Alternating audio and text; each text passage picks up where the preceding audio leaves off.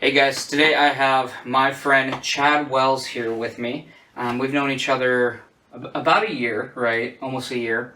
And we got connected through both being in recovery. And so I just wanted to bring him in and share his story and how Christ has transformed him from where he used to be to where he is now. And he's going to talk about a little bit about where he used to be, talk about what happened, and talk about where he is now through Christ.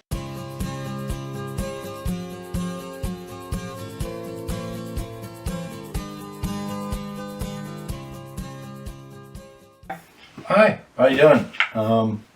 Let's begin. Cool. So let's start with you just telling me a little about your background. So I guess my background, I come from a broken home.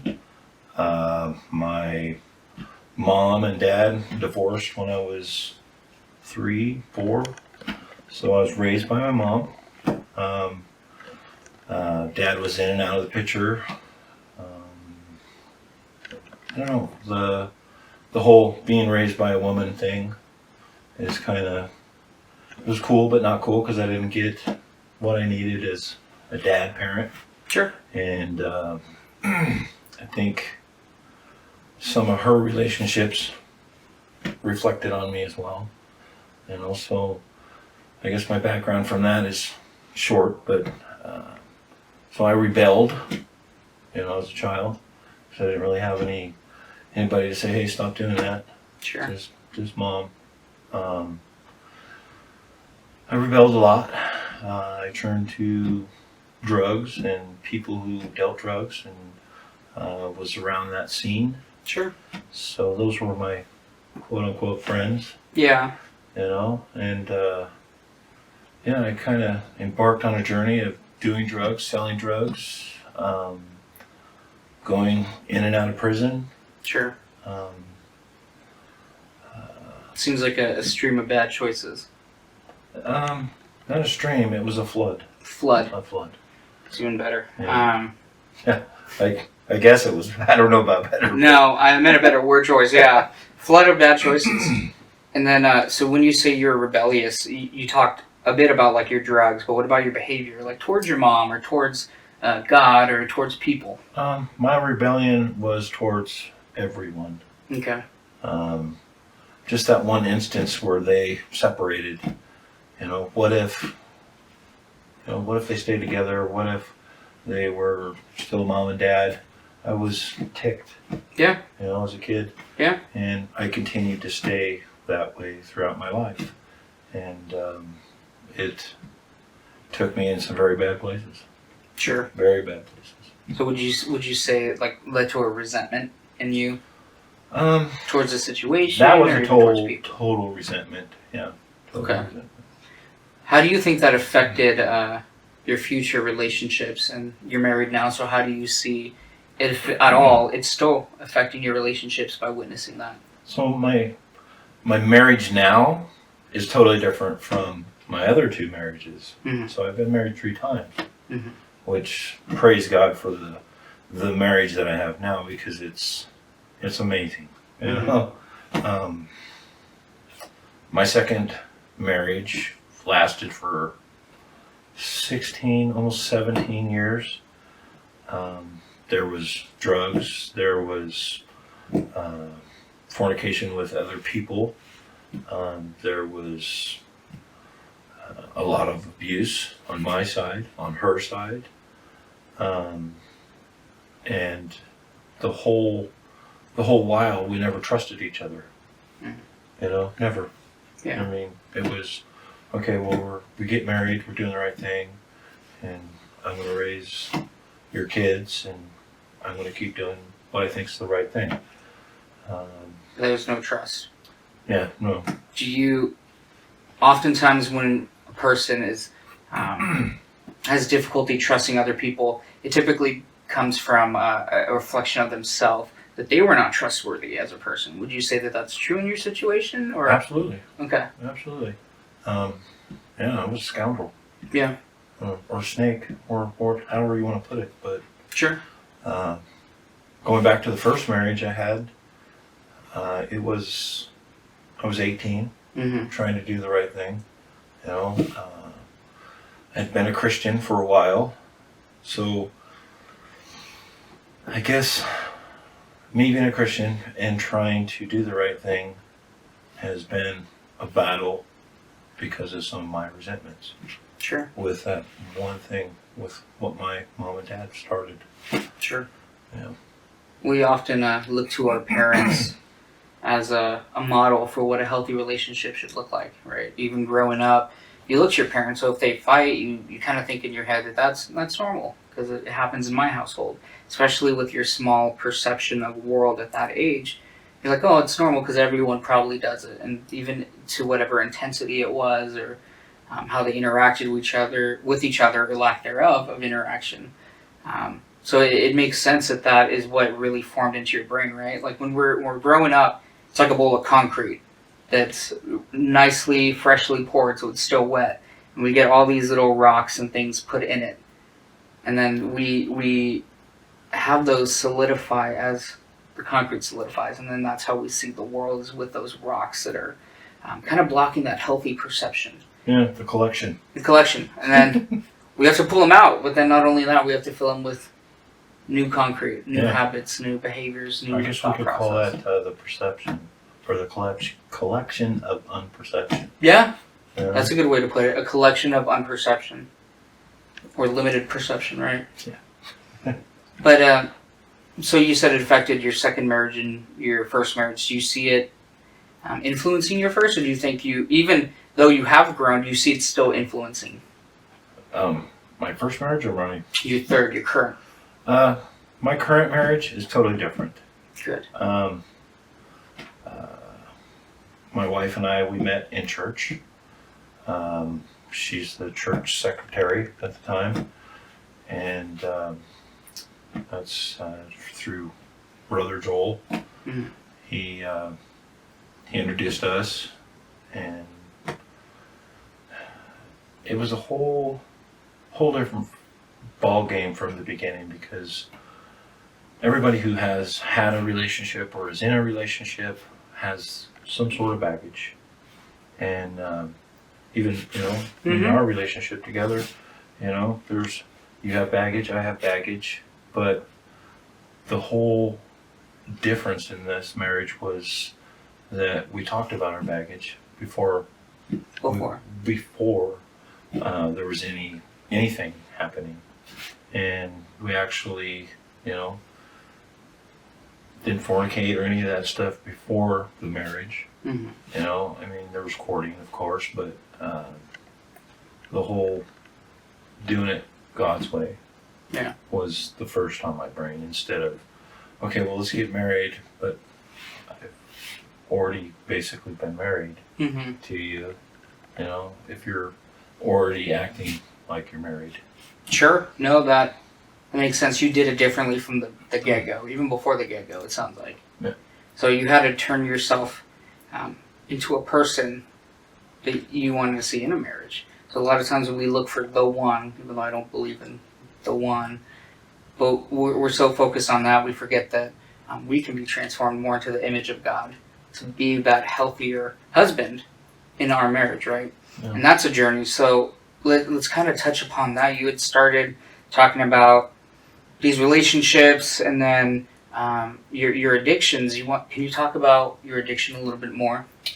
Which one? There you go. I mean, realistically,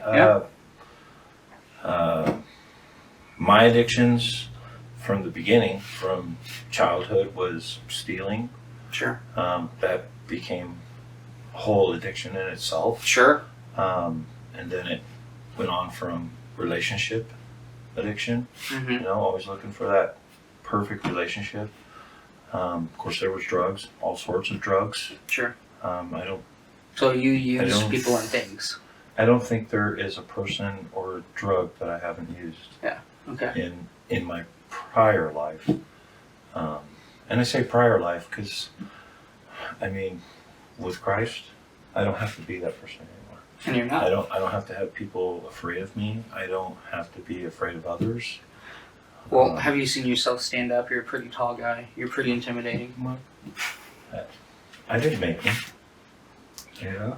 Doesn't change my heart now. No, not at all.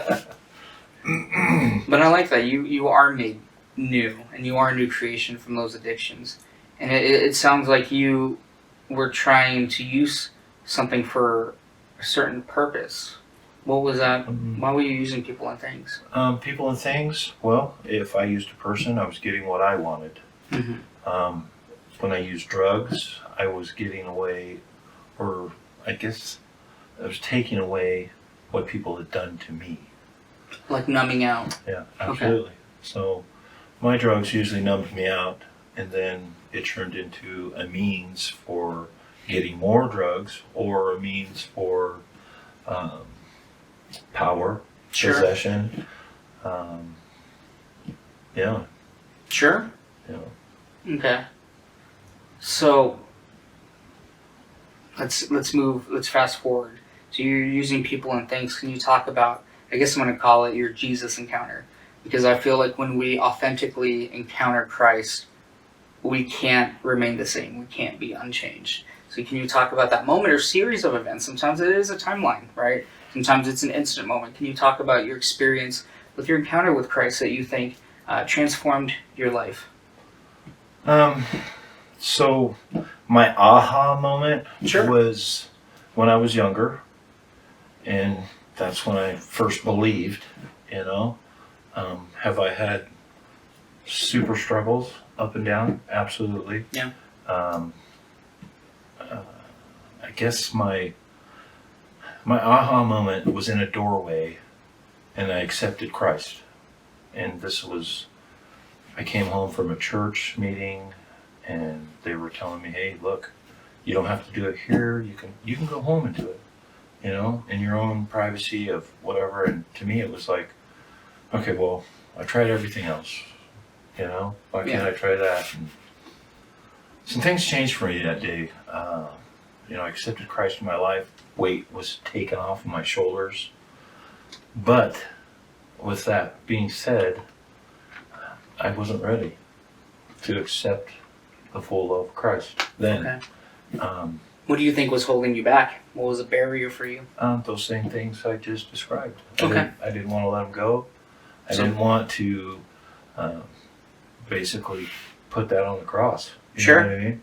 And I would encourage you maybe to rethink that those were your barrier and it wasn't you and what you want. Because as you continued speaking, you said, I didn't want to put those things. I didn't. Yeah. So it sounds like it wasn't necessarily those things that were your barrier, but it was you. Yeah. Yeah.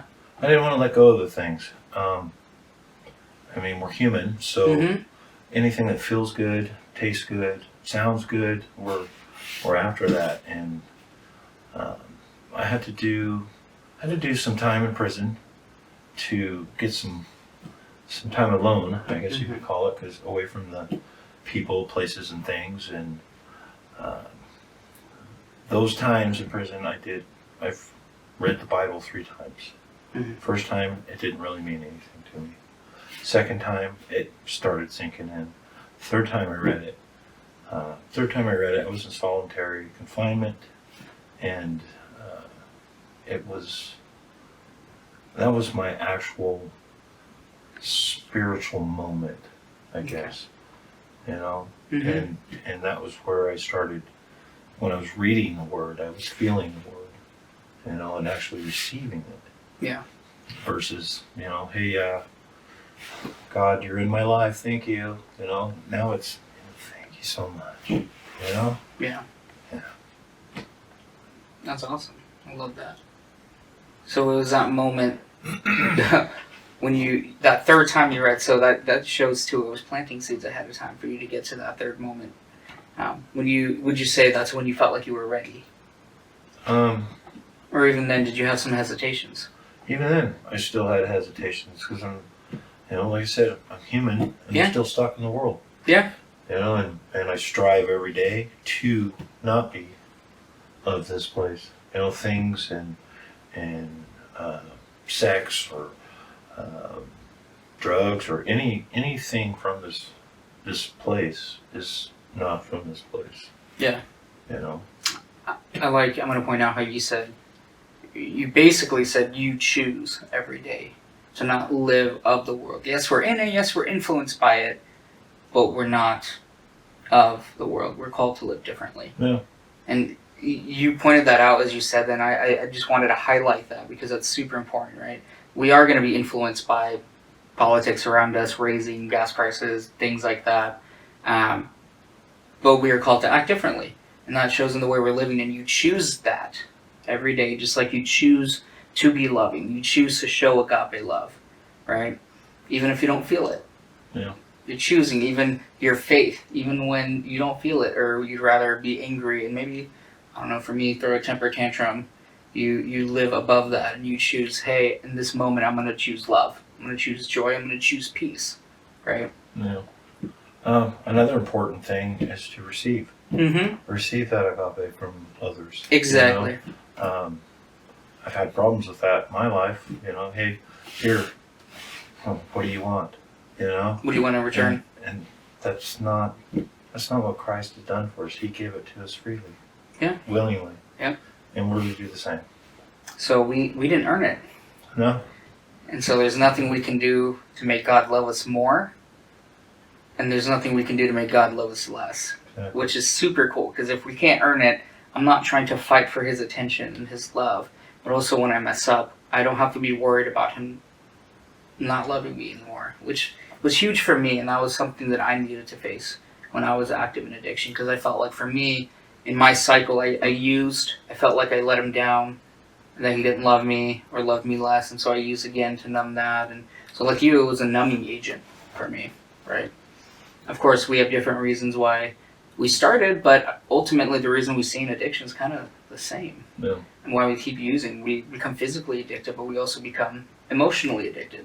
It's what we turn to instead of processing through emotions and troubles and life. Run it through the cycle. Yeah, and that's all it is. It's a vicious cycle. Well, when I say run it through the cycle... Oh, you mean clean it in a washer? Or? Well, kind of. Okay. So if, for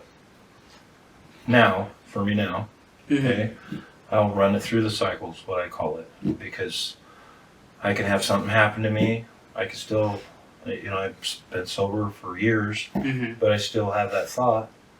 I could go so-and-so's house. They could give me whatever I want. I could leave and I won't have to feel this. So I'm going to run it through the cycle. I'm going to run it through the cycle saying, okay, so I do that. Sure. What happens after that?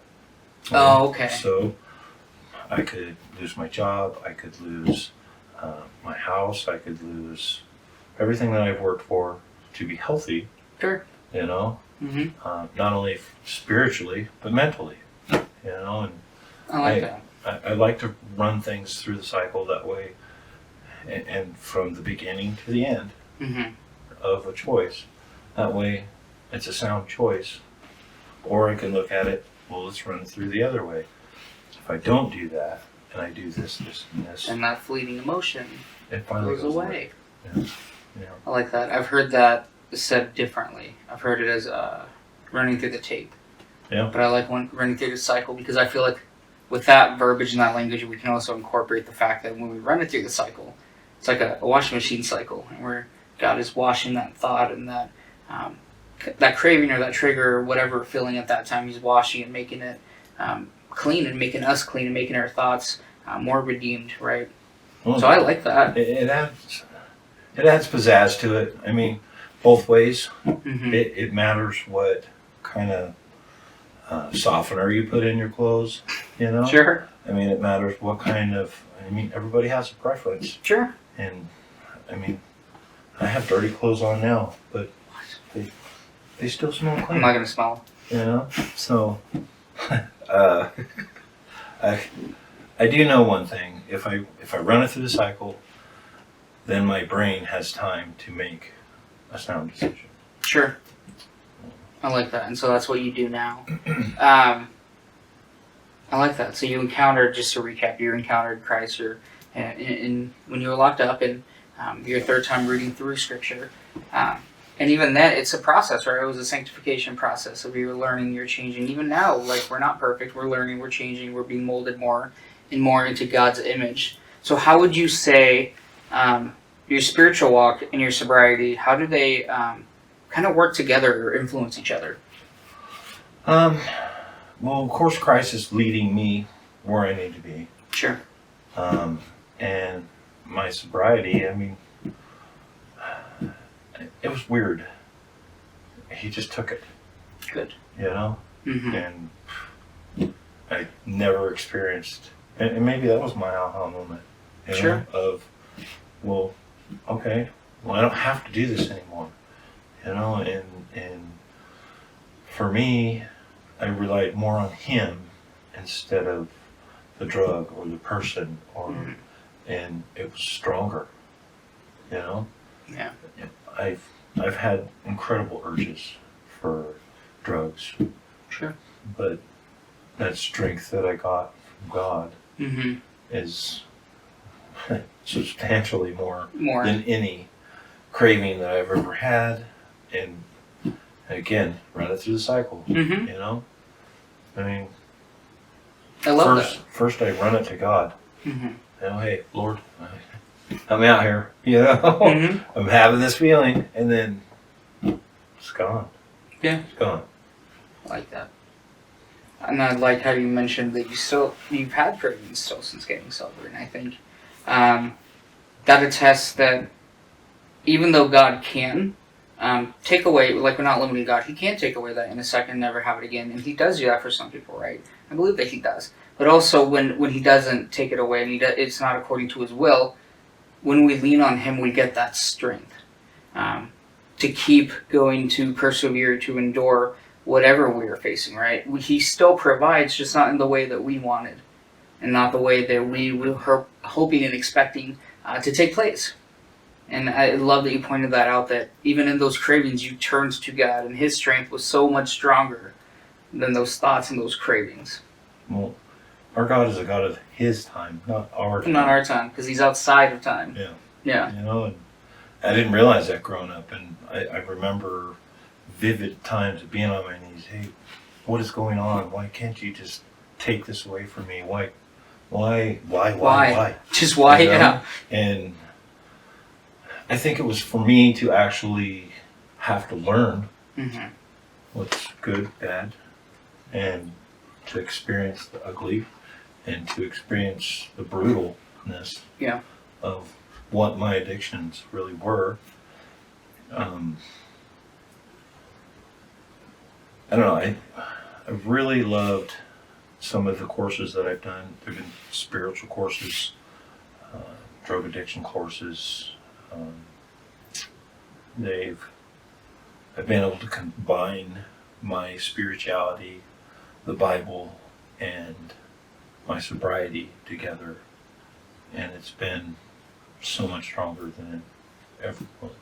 Good. Yeah. I guess I answered your question. I hope. I don't know. I think it did. Because you were talking about how everything's binded back to Jesus. Your sobriety, your transformation, everything is binded through the blood of Jesus. Yeah. And that blood is life-giving. So, you also kind of talked on my next question already. What keeps you from relapsing? You play out the tape. You run the cycle. You turn to Christ, and I love that. That's just one tool. Yeah, there's probably plenty. Do you want to give another one that you use? Well, me personally, Mm-hmm. I got my cycle thing that I do. I also just live for the day. You know? Yeah.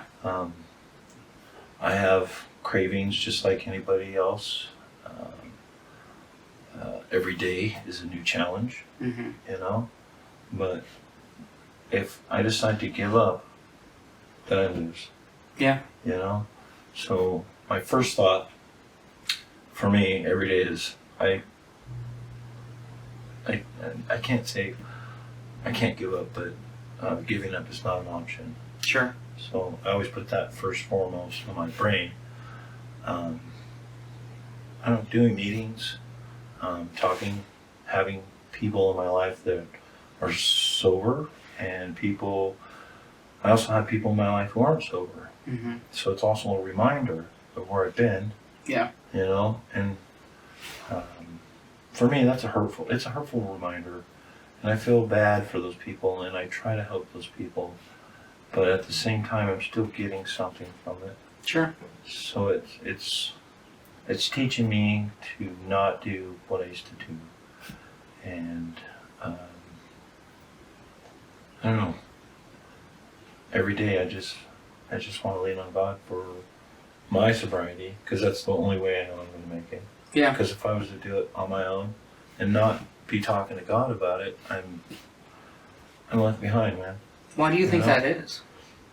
Well, AA, NA, they always talk about the higher power, you know? And to them, a higher power can be a doorknob on a door, or, you know, it could be your hat. You know, this is my higher power. Come on. And it's something you How create. is this? Yeah. You know, something either I created or you created, stronger than God. This addiction. Oh, yeah, thank God too. You know? Well, And they talk about the higher power, though, but the higher power to me is something outside of this universe, something that breathed the stars. into You know? existence. Yeah. How could you compare that to a doorknob? No, You know? I agree, and that was an issue I had too, because it was like a God of your understanding, but even that got turned a bit into more of like a God you create. And if you create it to the God you want, then how is that your higher power? How is that really God if you created It it? is not. Exactly. You just manipulated yourself. Yeah, and that was an issue I had. I mean, it works for people. I guess they get sober, and I do pray that they come to God, and that AA leads them to God, because God led them to AA or NA or any recovery. But yeah, I understand exactly where you're coming from. So that's not really sober. That's just not using. Yeah, it's not using. It's not using, but they're being transformed. Just we can't be transformed into the image of God when God's not in the picture. No, I agree. We need that molder to mold us. Otherwise, we're sitting there in the sun. The Yeah, fodder. yeah. And we need that every day. Like you said, if we stop relying on God, then we don't have that discernment that we get from God. We don't have that wisdom we get from God. We're not capable to love like God. We still have ourselves at the center. So, and that will always lead back to feelings that will lead us back to using. Yeah. If we don't give things and turn them over actually to God. So I get that. What do you do now in your spiritual walk and in your sobriety to keep you fit? Well, at this point in my life, Mhm. I'm not super fit. Okay. Mentally, I feel I'm more fit than physically. I meant fit in your sobriety. Fit in your sobriety. Keep that's you why- going. Keep it that's- steadfast. That's why I say mentally. I don't know, I stay busy. That used to be a big hang-up for me. And that's another thing I guess I should have touched on, hurts and hang-ups. Mm-hmm. You know? Hang-up for me is being bored or having too much idle time. Sure. You know, and it describes that in the Bible, you know, idle hands, Mm-hmm. right? So, yeah, I keep busy not only with work, but at home. Try to stay in touch with my pastor. It's good busy. It's not busy Yes. necessarily just to be busy. Healthy busy. Exactly. The only unhealthy busy, I have work that I go to, and that's a whole nother ball of wax. That'll be for later. We need another half hour for that, maybe, but. Well, we are down to the last minute. I don't want to interrupt you, but I want you to, for the last thing, to share something or a tip or a trick for the person who's struggling with their faith and with sobriety. So you can go ahead and just look at the camera, speak right at them, and Okay. tell them. Only advice I could give is never give up. Constantly, continually, every day, every minute, if you have to, continue to talk to God about what you need, what is on your real mind, what's on your heart, you know? Continue to strive for being better, because if you continue to strive for being better, eventually you will be. I like that. I love that, and I completely agree. Well, thank you, Sir Chad, for coming in and sharing your story Yeah, thank you. and how God transformed and used you and uses you. So, thanks, bud. Yeah, man. Bye. Bye. Bye.